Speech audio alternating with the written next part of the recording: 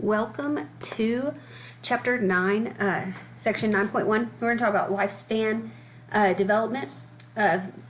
Your first slide is physical development. You start out as a baby, you go to a teenager, go to a young adult. I kind of skipped middle agehood and took you straight to being old. Sorry. But this is your physical body change. You start out little, you get kind of bigger, then you get big, and then you shrink. That's really it. But your body does change as you get older. I love the same pictures because your cognitive development is how your learning changes, how your memory changes. You do not have any memories from when you were an infant. When you're a teenager, you do build upon memories.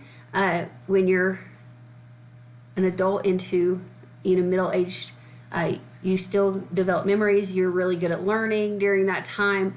And then as you progress and get older, you have a tendency to forget.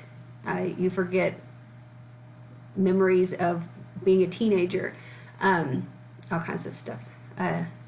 My mother is entering her later state of life, and her memory is just not as sharp. She does have some cognitive issues such as MS, and so her memory is just not as sharp. That takes me to psychosocial development. Psychosocial development, as a baby, you don't have any friends. Like your mommy, your daddy, your adults that are around you, those are your people. That's who you depend on. When you're a teenager, the crowd you surround yourself with, your friends, they are important. They are important for your physical development or your mental development. They dictate your mood throughout the whole day.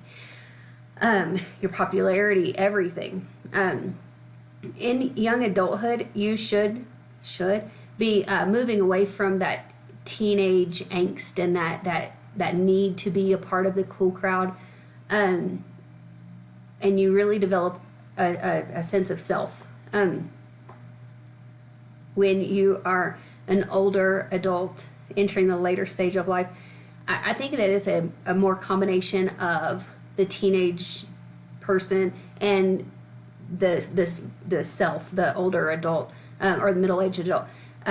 You want people to talk to, but you also crave your alone time. My grandfather is a recent widower, and so he wants his alone time, but he goes to church functions so he can talk to people. And we've all ran into the old person that talks to us in the grocery store for extended periods of time. Normative approach. I have put in this slide early childhood development milestones, and off to the side it does say, note, every child develops differently. I do not like this chart. I know that we need a norm reference. I know that we need a base to make sure our children aren't not developing properly, or to make sure they are developing properly. My issue with this, though, is there needs to be a chart for children with autism. There needs to be a chart for children with Down syndrome. There needs to be a chart for children that were born prematurely. There needs to be a chart for children that were born with cognitive disabilities, such as if they had a seizure in utero or a stroke in utero or something like that. When a brand new mother sees this chart and she's had premature children, and by 3 months they're supposed to be tracking and stuff like that, and they're still in an incubator, like, that's not okay. This chart is so frustrating to me. I was that new mother that had 4 and 5 month old children in that were intubated and in incubators, and so this chart to me is just, it's crap. But it is what it is. I know that we need a norm reference, and this is it. So I'll get off my little stage now. Back to the matter at hand. Continuous development or discontinuous development.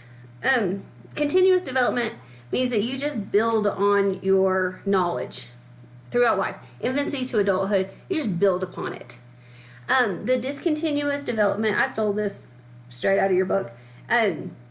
it says that you go in phases, and so like during infancy you're supposed to learn to suck and swallow and crawl and all that good stuff, and then you'd go into the next stage, and you learn to walk, and you learn to chew, and you learn how to drink in a cup without a straw and a lid, and then later on you're supposed to develop and develop and develop all that stuff. So I don't know which one's right.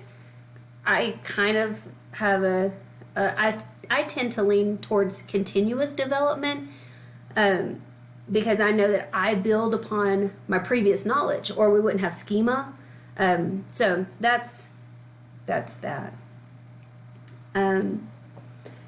Nature versus nurture. I put in this nice little Venn diagram. Nature really is like what you get from your mom and dad, your DNA, your brain function, stuff that's in the middle, like you can see where you live, who you are, diseases, stuff like that. It can be vast. It can be, you can be from anywhere and get cancer. I don't mean to use that morbid example, but that's all I got. Nurture would be your hobbies, your how you are socially. If you follow social norms, what are your social norms? People in Canada could have different social norms than people in Mexico. That's nurture, and I think that's the end. So I hope you enjoyed 9.1, and I'll see you for 9.2.